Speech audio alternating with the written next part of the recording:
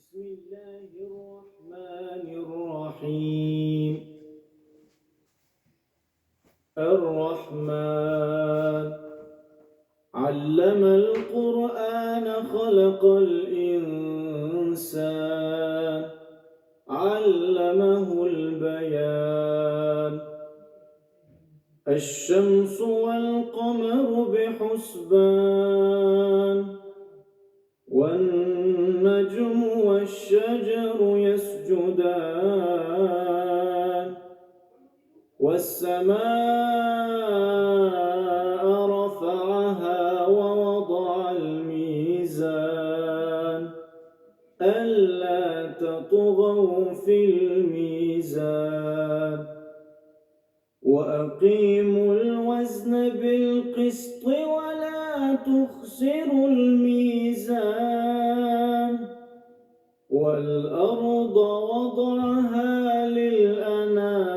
للأنام فيها فاكهة والنخل ذات الأكمام والحب ذو العصف والريحان فبأي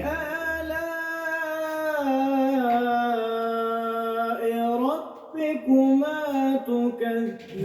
تكذبان خلق الإنسان من صلصال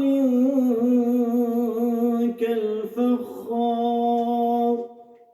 وخلق الجان من مارج من نار فبأي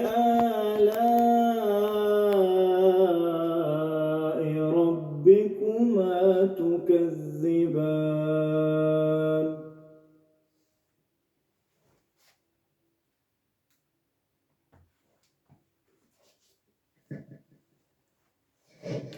أعوذ بالله من الشيطان الرجيم بسم الله الرحمن الرحيم الحمد لله رب العالمين والصلاة والسلام على رسول الله وعلى صحبه أجمعين Falenderojmë Allahut për përshëndetësit e cilën siç nisëm këtë muaj të mëndoshëm të Ramazanit, ashtu pa përmbyllim në sukses.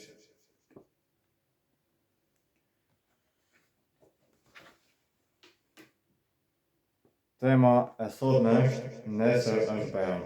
Pesë dhe gëzim për të gjitha dërguesit. Nesër na vjen një ditë e veçantë e zgjedhur, nesër është Bajram, për këtë duhet ta pyesim vetëm se cila është shëndetësia dhe esenca e një prej festave më të mëdha islame. A është esenca Bajramit të vesh në rrobave të reja dhe në dhuratat të shtrenjta? Bajrami është ndjenjë fitores në zemrat e atyre që përgatiten për në ditën e çegërimit dhe të cilët përgjohen se si do të dalin para Allahut të lartësuar. Esenca dhe kuptimi i Bajramit nuk është as në këngë e në argëtim, ai është gëzimi i shpejtë në të cilin humbet ndjenja rreth rëndësisë dhe madhështisë së kësaj dite. Bajrami është rast në dinjitet të falenderojmë Allahun i cili na ka nderuar me mirësitë e panumëta në të cilit numërojmë edhe një Ramazan edhe një Bajram. Në Bajram tregohet shkëlqimi i mëshirës së Allahut në plotësinë e tij, kur sigurojnë të safat të besimtarëve madhërojnë emrin e tij, e forcojnë imanin në zemrat e tyre të falenderojnë Zotin për fitoren mbi armiqtë e Islamit. Kuptohet sikur se të gjithë ditët e tjera edhe Bajrami ka adetet e tij, që duhen në sunete që të hanë diçka kur të nisim në namazin sabah.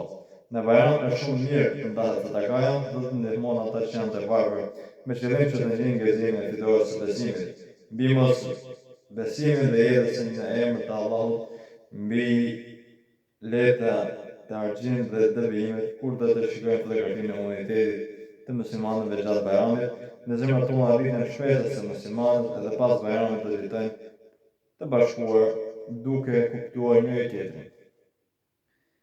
Dhe duke u ndihmuar Bajrami është vërtetimi i pastërtisë së zemrave tona dhe i fuqisë shpirtërore.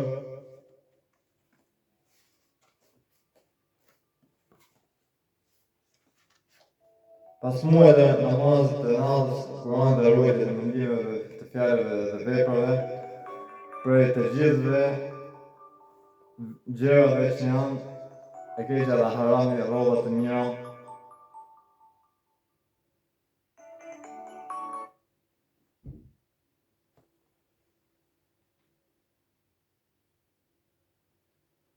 Gjithashtu duhet të përkujtojmë Allahun me bukurinë e tij të përsosur, për mirësinë sepse ato rroba janë dhurat prej tij. Rrobat e mira të trupit mirë janë përgjigje ndaj urdhrit të tij për të kujdesur për vetveten dhe përgjigje ndaj hadithit në të cilin thuhet se Allahu është i bukur dhe do bukurinë, në të cilin thuhet se Allahu është i bukur dhe do bukurinë. Gjithashtu në një hadith tjetër tekstohet se si Allahu i lartësuar ka dëshirë që të shohë gjurmën e mirësisë të tij mbi robërit e tij, Bajrami e shoh se viziton të afërmit që do afrohen atyre që janë larg, që të shprehojnë dashurinë dhe kujdesin ndaj prindërve dhe ndaj të gjithëve që i duan në gjithë këto kurthësi. Nuk duhet të ignorojnë atë që janë të varfër dhe të cilët nuk kanë mjaft të këndshëm që i kalojnë dijet e Bajramit. Gëzimi që e ndjejmë dhe përjetojmë gjatë Bajramit në çdo rast është në përputhje me dispozitat e shariatit. Shënimi i Bajramit në kupton gëzimin me dinjitet dhe mënyrë halal, e shënimi dhe kësaj feste, qoftë nëse e shënojmë në shtëpi të shoqët ose në natyrë, në një mënyrë edhe Bajramin në kupton ditën e gjykimit, sepse në ditën e Bajramit shoqërohemi bashkërisht dhe takohet të pasurit të varfrit, të fuqishëm të doptit, prishtit të nënshtruarit, të lumturit dhe të pikëlluarit. Bajrami është ditë e shpërblimit, kur shkaqërohet sigurisht dhe në përkushtim ai të ndjejë pohinë e shpërblimit qellor me vetë dhe rreth vetes besimtarë e tij për agjërimin e sinqert gjatë Ramazanit. Allahu përgatit shpërblim të madh në anën tjetër të gjithë ata që na kanë agjëruar ose gjatë agjërimit kanë bërë gabime duke qenë të pakujdesshëm.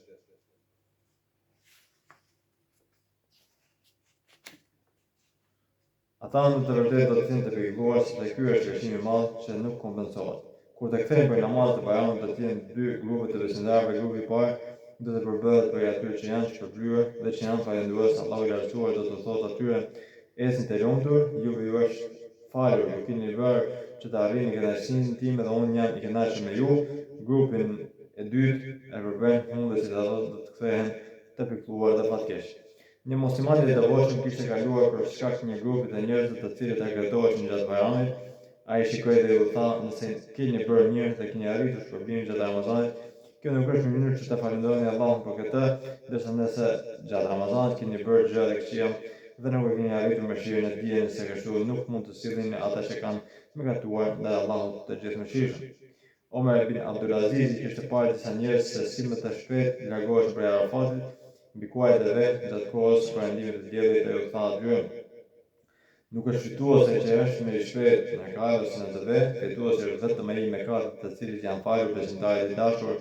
Mendo për atë të cilët që ke agjëruar Ramazan e ke kaluar me prindërit tuaj për farefisën tënde për të dashurit ku janë ata, ai ke marrë mësim prej tyre, a do t'i nxjerrësh ata prej humbjes, a do t'i gëzosh ata duke u nënshtruar Allahut. Nëse të ta pranosh shpërblimin prej Allahut, nëse do të vlerësohen veprat tua, bëj gjithçka që ato të kenë gjëra mirësie dhe sinqeritet dhe prit Bajramin e madh. Ajo ditë është kur të arrish faljen e Allahut dhe kur ai do të jetë i kënaqur me ty dhe me jetën tënde. Dëgjoj fjalët në vijim nga Kurani i ndershëm: çdo shpirtër do ta shijojë vdekjen, shpërblimet do të plotësohen vetëm në ditën e Kiametit, kur do të shpëton nga zjarri i xhenemit dhe hyn në xhenet, ai ka fituar gjithçka që mund të dëshirohet, ndërsa jeta e kësaj bote është vetëm kënaqësi mashtruese. Në radhë parë, duhet të falenderoj Laksimazën për këto mësime fetare që janë bërë u bën vite Ramazan, që ne e kemi përdorur këtë libër të nderuar, Mëshira e pasosur e Ramazanit. Allahu e shpërblet me të mira botuesin që e ka botuar këtë libër, sepse ka qenë një libër vërtet shumë i bukur, dhe shpresojmë që në këto mësime fetare të kemi përfituar gjithçka. Allahu ju nderoft, Allahu ju pranoft të gjërimin, në ka ngelur dhe 6 ditë agjërim, e lusë Allah në manushëm që t'ju pranoj agjërimin, t'ja pranojnë lutjet dhe ibadetet. Assalamu alaikum wa rahmatullahi wa barakatuh.